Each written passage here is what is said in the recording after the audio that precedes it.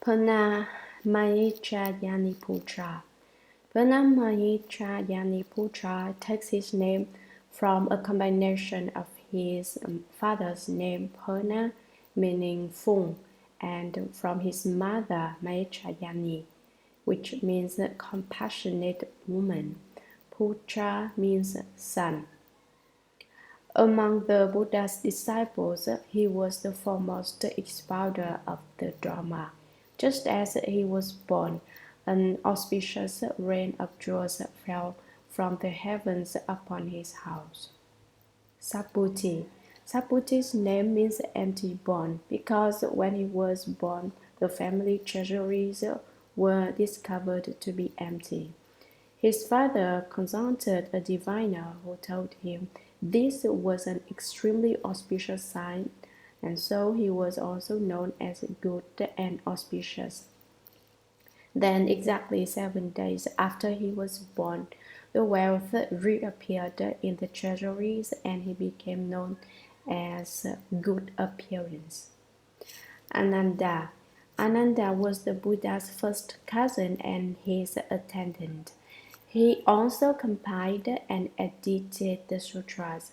His name means rejoicing because he was born on the day the Buddha realized Buddhahood. Rejoicing, his father gave him the name, and the entire country celebrated the Buddha's enlightenment. Rahula. Rahula was the Buddha's son. The Buddha is said to have had 3 wives. The senior was Gopika, the next was Yashodhara, and the junior was Rigadava. Rahula was the son of Yashodhara.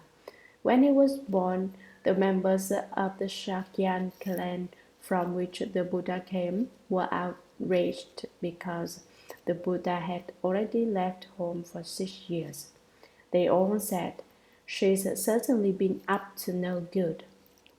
The Buddha has already been gone for 6 years. How could she legitimately have a son?" In truth, Rahula had dwelt in his mother's womb for 6 long years, but no one believed it. It was too improbable. The angry Shakyans wanted to punish her, to put her to death, and the evil rumors spread through the streets and all over the countryside. Soon everyone knew that the Buddha had been absent for 6 years and that his wife had given birth to a son. One of Yashodhara's servants spoke to the king on her behalf, saying that she had not done anything untoward and that the child really was the Buddha's. But no one believed her because it's simply impossible to carry a child for 6 years. At that time, Yashodhara made a vow. "If I have violated the rules of conduct, then when I jump into a pit of fire, my son and I will burn. If I am blameless, then the heavenly spirits will protect us and we will not burn." Then people made a large pit, filled it with lost wood, and lit a roaring fire. Holding Rahula in her arms, she threw herself into the flaming pit. Miraculously, it turned into a pool of water, and a lotus emerged to catch them. Seeing this, the king and everyone else realized that they had made a mistake. They knew that the situation with Yashodhara and her son was very special, and they stopped slandering her. Rahula's name means obstacle. In a former life, as a child, he had plucked up a mouse hole with a piece of wood and waited 6 days before he removed it. As a result, he received the retribution of having not to dwell in his mother's womb for 6 years. Everyone should think it over. The network of cause and effect is indeed severe. Rahula was a Buddha's son, and even he had to undergo 6 years of retribution. Obstacle also refers to the fact that he created a lot of trouble for Yashodhara he was quite an obstacle. Ultimately, where did Shakyamuni Buddha's son come from? Was he actually Shakyamuni Buddha's son? Yes. Did Shakyamuni Buddha have his son in the manner common to ordinary husbands and wives? No. Before the Buddha left home, Yashodhara expressed her desire to have a son. The Buddha merely pointed his finger at her and she became pregnant. This may sound like a myth, but it is only one of many such occurrences within the Buddha Dharma. It is an inconceivable realm, and if you want to research and verify it, there's no way to do so except by working hard and cultivating until you reach the level where you will know that the realm of the Buddha is miraculous and hard to conceive of. Is inconceivable. Just now, two people came in and listened to the lecture for a while, but probably they didn't like what they heard, so they left. It is not easy to sit through the sutra lectures every day. One must truly have great gurus in order to be able to sit here comfortably. The two of them left because they did not feel comfortable at all. And other great arhats such as these whom the assembly knew and recognized. Such as these refers to the above mentioned 21 great arhats whom the great assembly knew.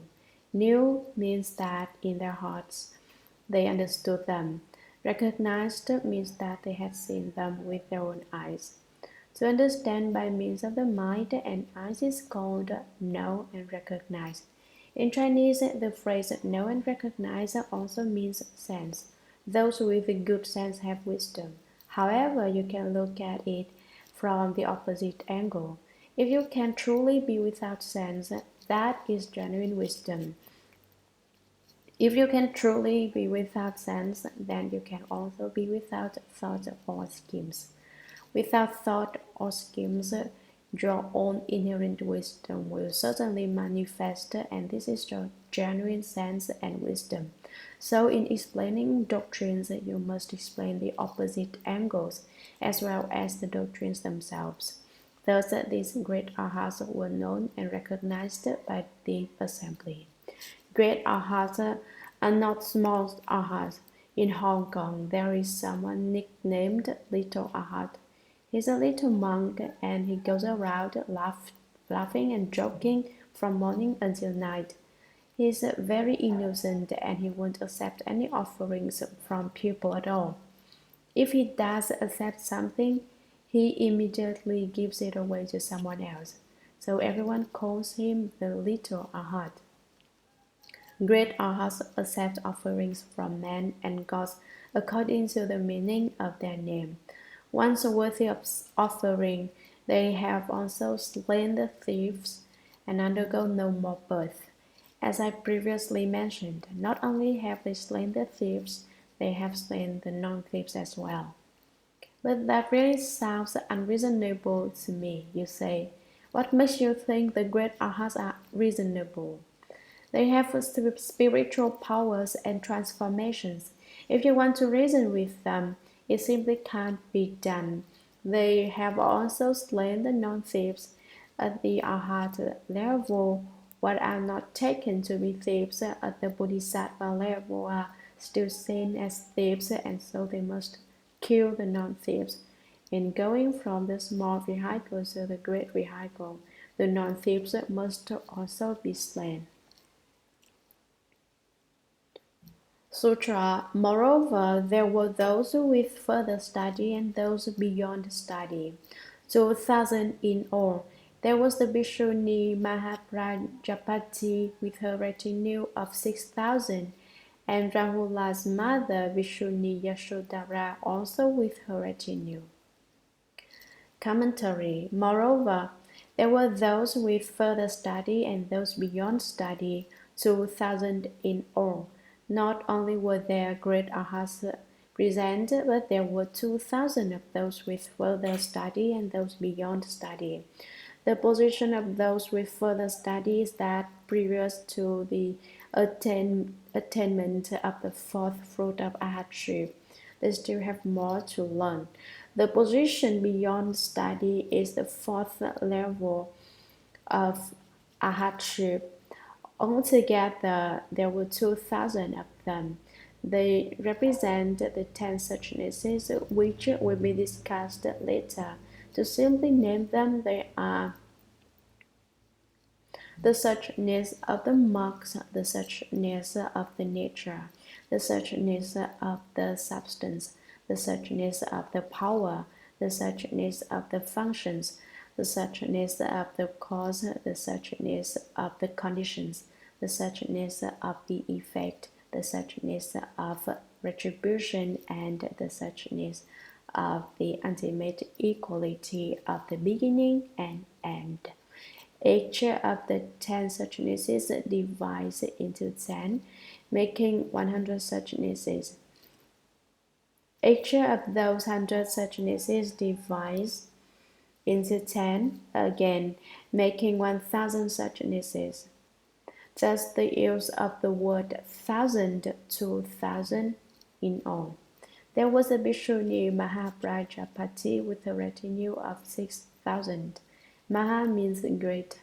Prajapati means love of the way. Great love of the way was the sister of the Buddha's mother.